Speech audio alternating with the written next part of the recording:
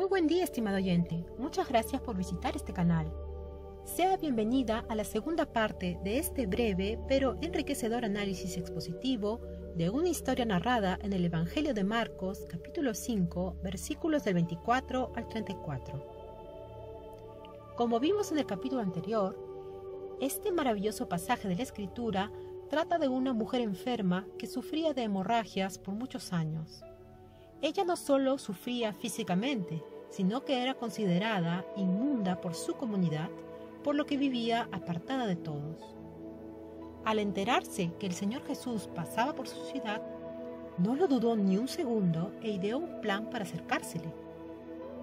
Ella estaba segura que con solo tocar el borde de su manto bastaría para sanarse. Así que cuando el Señor se dirigía a la casa del jefe de la sinagoga para sanar a su hija, no desaprovechó la oportunidad y en medio del gentío se hizo paso y logró tocar su manto. Y el milagro se dio. El poder del Señor atravesó su cuerpo e inmediatamente quedó curada. Pero la historia no quedó ahí. El Señor sabía perfectamente que ella le había tocado discretamente en medio del gentío y ahora esperaba de ella que se manifieste, que completara su acto de fe y respondiera a su llamado con valentía. ¿Quién me ha tocado el manto?, preguntó el Señor. Veremos que habrán dos respuestas a esta pregunta. Versículo 31. Los discípulos le decían: ¿ves que la gente te está apretujando y preguntas, ¿quién te ha tocado? En este pasaje, la Escritura nos revela la fe aún inmadura de los discípulos del Señor. Sabiendo que Jesús es el Mesías e Hijo de Dios, y habiendo sido testigos de todos sus milagros, estos califican su pregunta de ilógica y hasta tonta. Estos hombres, aunque convertidos, ni se detuvieron a pensar que si el Señor hace una pregunta es porque hay una razón y un evento ha ocurrido. Entonces, ahora le pregunto, estimado oyente, ¿tiene usted la misma actitud hacia el Señor, pensando que su razonamiento humano está por encima de su soberanía y sabiduría?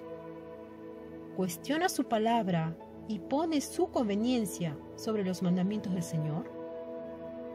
Cuidado, estimado oyente, que la rebeldía es pecado y agrava su castigo ante el Señor. En los versículos 32 y 33 leemos: Él miraba alrededor para descubrir quién lo había tocado. La mujer, asustada y temblando, porque sabía lo que había pasado, se acercó, se postró ante él y le confesó toda la verdad. El Señor respondió a la fe de esta mujer, no solo con el milagro de sanación, sino demostrando que le importa su identidad.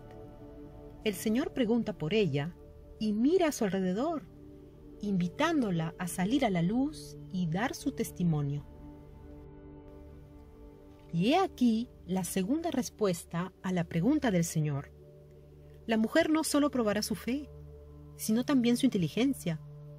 Si en algún momento dudó de la divinidad del Señor, ahora el Señor le estaba confirmando que sabía perfectamente que alguien le había tocado en medio del gentío, y no solo eso, la estaba llamando. ¡Qué contraste con la réplica desatinada por parte de los discípulos! Ahora era su turno y respondería a este llamado del Señor. Ella reúne todo su valor y, enfrentando los ojos llenos de curiosidad y de juicio, se muestra ante el Señor, primero postrándose en señal de reverencia, reconociendo su divinidad y luego confesando las razones de su proceder. Ella se entrega al Señor. Imagino a esta sufrida mujer asustada y temblando, pues la enfermedad que ella padecía le prohibía tocar a otras personas. Seguramente temía una reprimenda por parte del Señor, por haberle tocado y por lo tanto contaminado según la ley. Pero lo que nos dice el versículo 34 es maravilloso, asombroso e inimaginable, a los ojos de los testigos. Él le dijo: «Hija, tu fe te ha hecho salva. Vete en paz y queda sana de tu dolencia». Qué increíble, estimado oyente. Quizás todos esperaban una reprimenda para esta mujer, la humillación pública por haber faltado a la ley ritual. Sin embargo, el Señor responde de forma contundente: «Hija, tu fe te ha sanado». ¡Cuánta misericordia! ¿Con qué autoridad muestra el Señor que Él no trabaja con el código del antiguo sistema? La ley había humillado a esta mujer toda su vida, pero el Señor le estaba dando estatus de hija. Solo la humillación de esta mujer y su fe bastaron para el Señor. Él ensalzó sus actos y le dio su paz. ¿Se da cuenta, estimado oyente? Ninguna obra ni ninguna ofrenda fueron necesarias para que el Señor declare salva a esta mujer inmediatamente.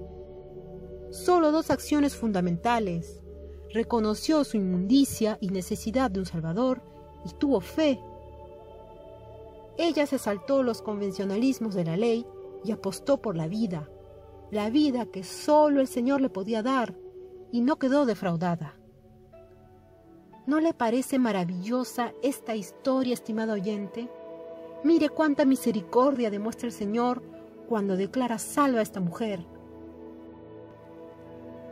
No le importó cuánto había pecado, no le importó cuántos años llevaba viviendo en inmundicia, no le importó de qué religión venía, ni si era pobre o rica, no le importó si a los ojos del mundo era inmunda o sin valor para la sociedad.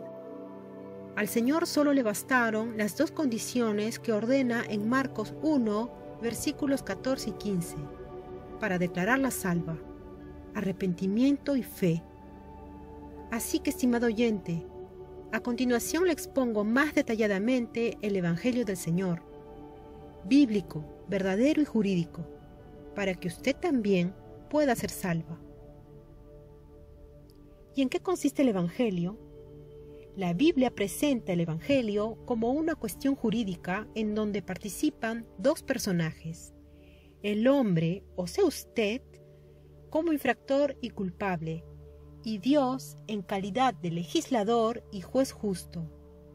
Por lo tanto, el Evangelio verdadero consiste en presentar a los hombres dos noticias, como si estuviéramos en una sala de justicia.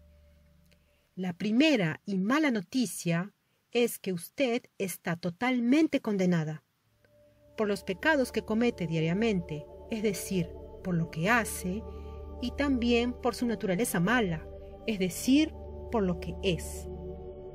Por otro lado, usted tiene enfrente a Dios, que es un juez justo y santo. Por lo tanto, Dios debe aplicar su justicia sobre sus pecados y debe descargar su ira, es decir, el castigo que producen sus pecados. Entonces, con todo esto, usted tiene un grave problema frente a Dios. El juicio y la ira de Dios están sobre usted.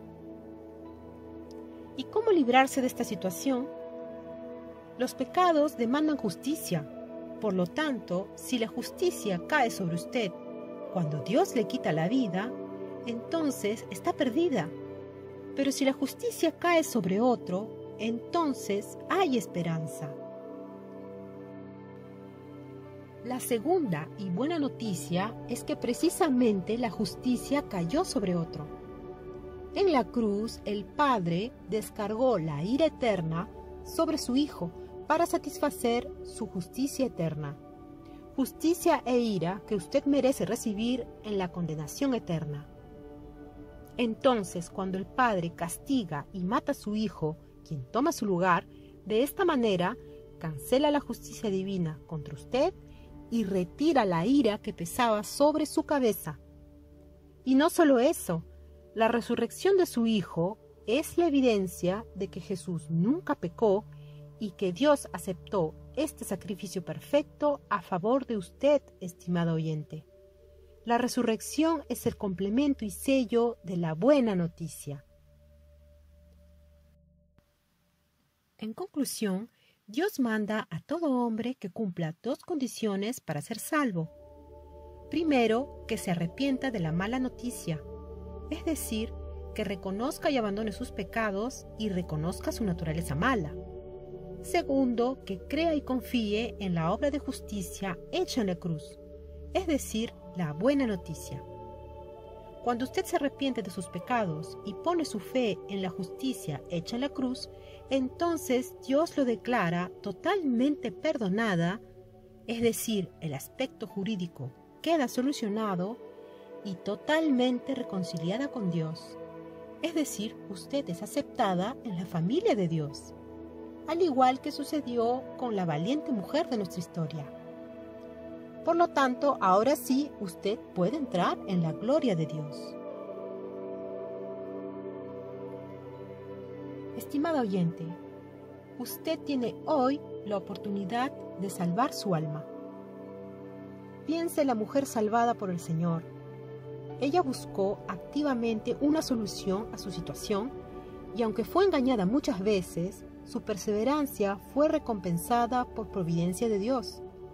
Ella buscó y encontró al Señor. Si usted llegó a este video o a un video del Ministerio Tinajas de España, es por una razón. Así que le invito a que hoy mismo, en la intimidad de su habitación o en un lugar donde sabe que no será molestada, se descalce y arrodille delante del Señor en señal de reverencia. Recuerde que se está arrodillando ante la máxima autoridad de todo lo que existe, Creador todopoderoso y eterno. Él le estará viendo y escuchando. Diríjase a Él en sus palabras y reconozca todos los pecados que recuerde. Abandónelos y crea que el Señor Jesús recibió en su lugar la muerte y la justicia que merece usted por todas sus maldades.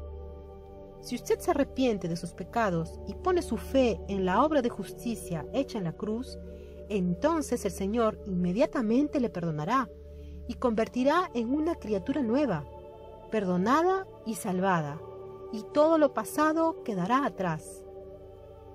Luego agradezca al Trino Dios por el increíble y maravilloso plan que ellos concibieron para salvarle. Por favor, no dude en compartir su decisión en los comentarios de este video. No solo nos alegrará con tan buena noticia, sino que también podrá animar a otros a dar el gran paso. Asimismo, en el apartado de la descripción de este video, dejaré el link al canal en YouTube del Ministerio Tinajas, que compartió conmigo el verdadero Evangelio jurídico. Allí encontrará mucha información detallada sobre el Evangelio verdadero y diversas exposiciones de sana doctrina. Y hasta aquí llega mi mensaje, estimado oyente. Que este 2020 comience para usted con una vida nueva, al convertirse por medio del Evangelio del Señor. Nazca de nuevo, se lo deseo de corazón. Le agradezco por dedicar un poco de su tiempo a este mensaje. Le saluda Joana desde Francia.